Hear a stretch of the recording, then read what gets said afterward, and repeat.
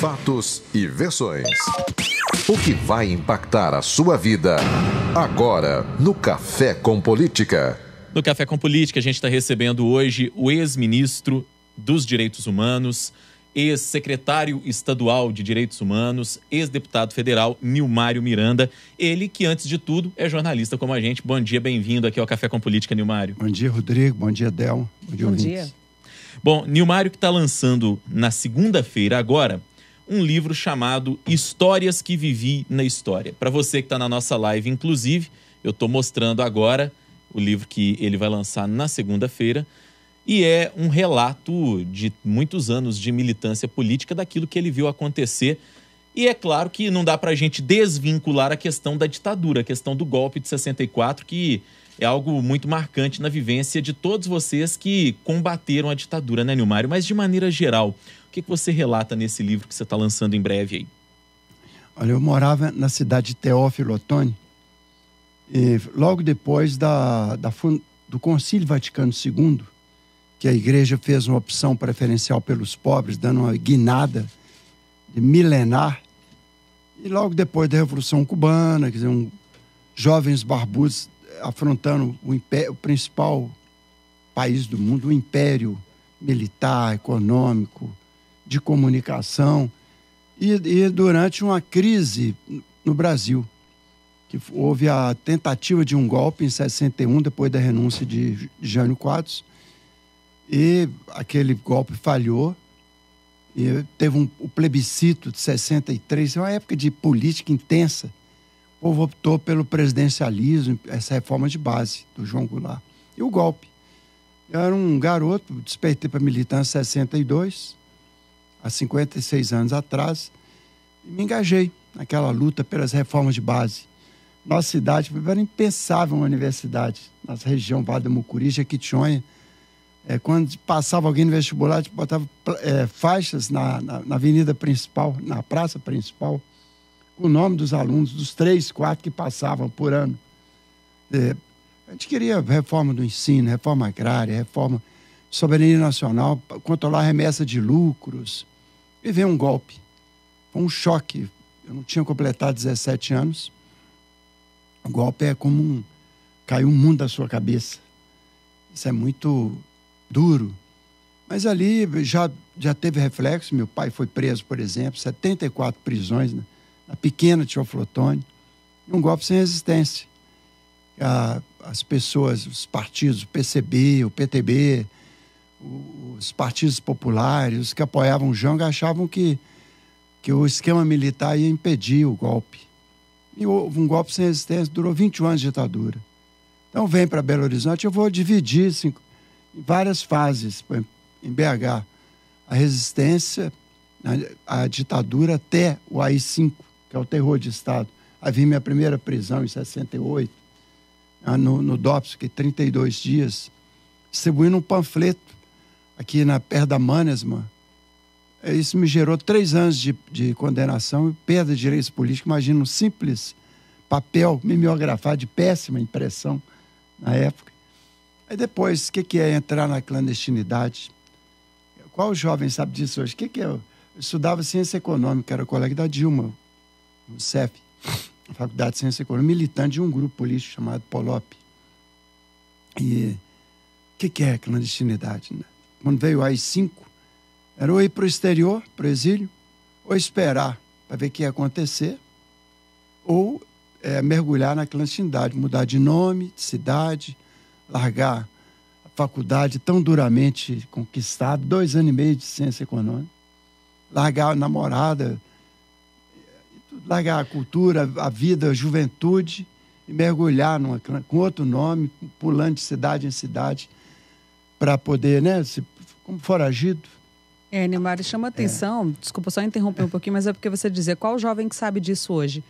E a gente vê muita gente, inclusive jovens, indo para as ruas hoje em dia falar de intervenção militar, de tudo isso. Quer dizer, defender muitas exatamente. vezes, né? Quando você vê jovens pedindo isso nas ruas hoje, a que você atribui realmente? Você atribui a um conhecimento distorcido do que foi o período militar? Talvez não leram muito bem sobre o que foi isso, né? Essa ditadura. Ou você considera que isso é fruto, por exemplo, da política que está tão desgastada hoje em dia no Brasil e que as pessoas acabam perdendo a noção, digamos assim, do que querem, do que esperar nessa tentativa de pôr ordem na casa? Claro, Delma, eu acho que foi a ditadura que legou isso. Por isso que eu escrevi o livro, para contar o meu testemunho. Não é uma análise de ciência política, de um livro de história, é até outro viés. Através do testemunho pessoal, você mostrar para novas gerações, claro, dentro do limite de um livro, o livro atinge pouca gente, mas é a sua contribuição.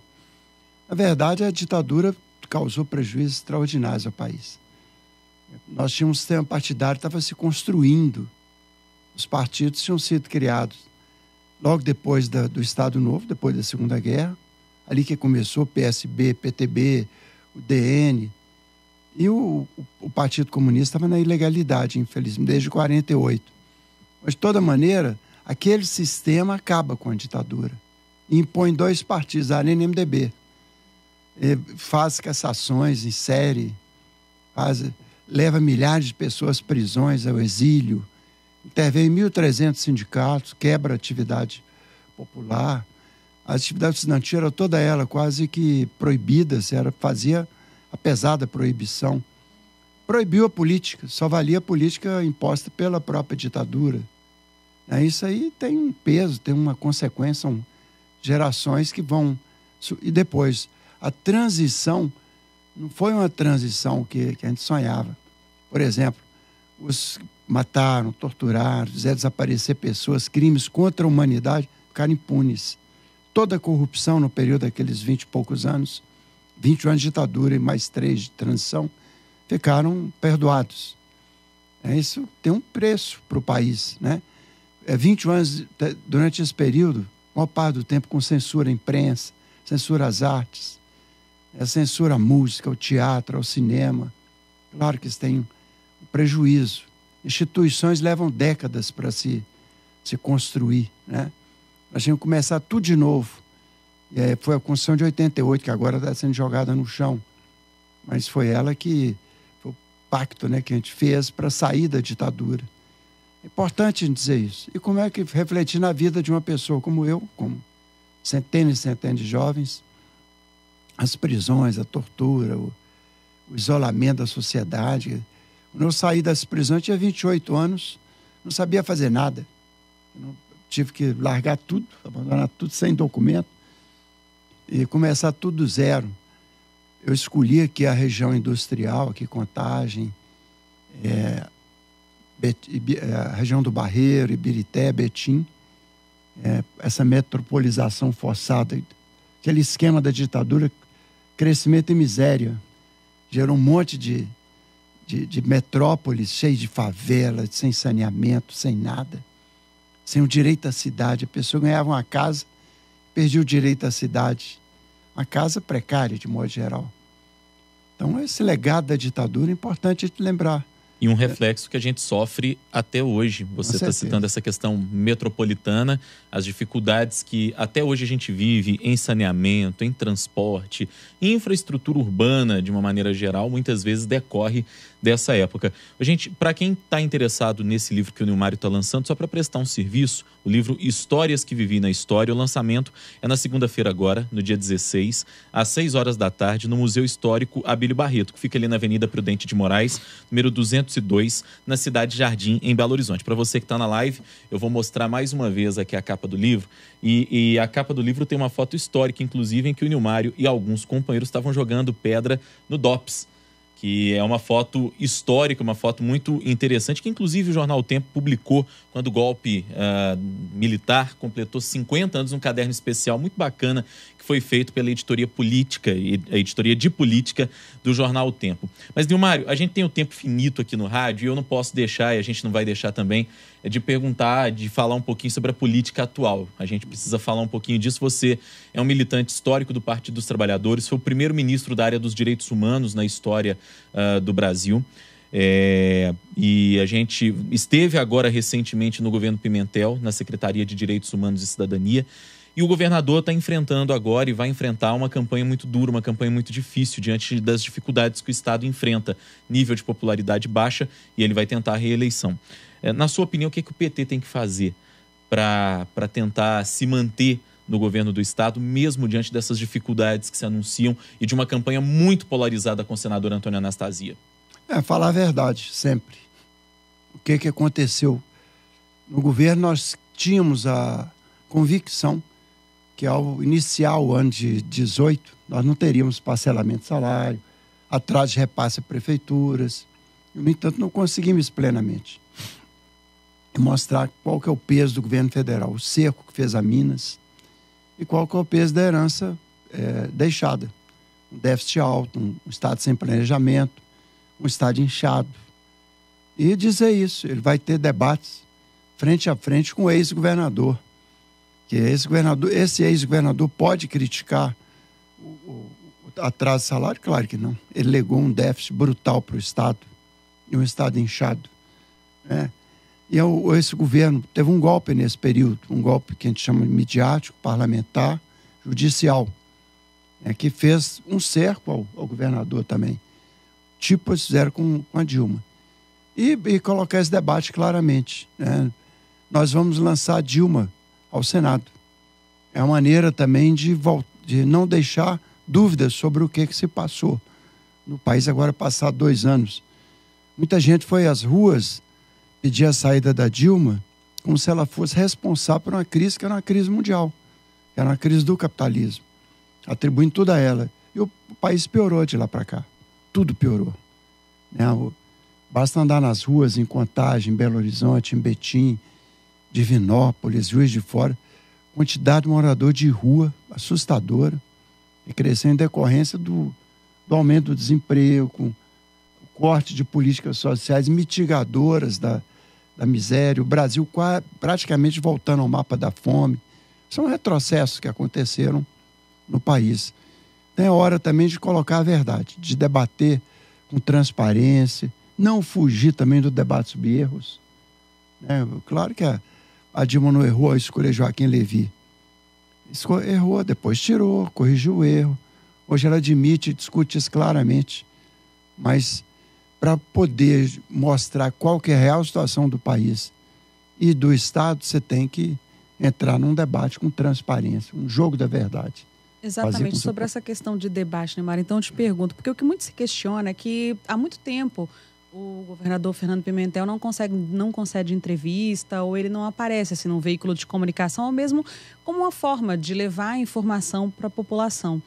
E, inclusive, teve o Congresso dos Municípios recentemente, dos prefeitos estiveram lá, os pré-candidatos ao governo, e o único que não compareceu, mais uma vez, foi o governador. Você não acha que está faltando um pouquinho, levando por essa questão da sua sugestão do debate, que ele apareça mais, que ele converse com a população, já que está tendo todas essas dificuldades, para se explicar, por exemplo, não seria o momento? Aqui mesmo, nesse espaço, ele já foi convidado algumas vezes e sempre acabou desmarcando. Olha, ele também, por outro lado, inaugurou um novo modo de governar, ao dividir Minas em 17 territórios, foi a todos várias vezes, conversando publicamente, abertamente, sobre todos os problemas, mudando o modo de governar nesse sentido, conversar diretamente com a sociedade, em todos os lugares, que mostrando que o Estado não é só a região metropolitana. Ele foi mais vezes ao Jequitinhonha e Mucuri, foi ele, de todos os governantes, que é a minha região, ao norte, todos, noroeste, as áreas, independente do grau, do tamanho da população. E ali ele falou muitas vezes com a mídia e tudo mais. Agora ele tem seu estilo. De toda maneira, não é campanha que as coisas têm que ser colocadas. Fazer debates frente a frente com todos. Não é só comunicar a sua visão, mas também receber as críticas e as cobranças para ele poder desmascarar, eventualmente, a manipulação de dados. Por exemplo, a Assembleia, a oposição está fazendo um trabalho perverso ao impedir, por exemplo, alguma securitização da dívida, a divisão da Codemig, para poder ajustar as finanças de Minas, jogar o quanto pior melhor. Isso não é bom também para o Estado, é bom dizer isso. Ele vai dizer tudo isso. Aliás, Então ele está se guardando para a campanha, é isso?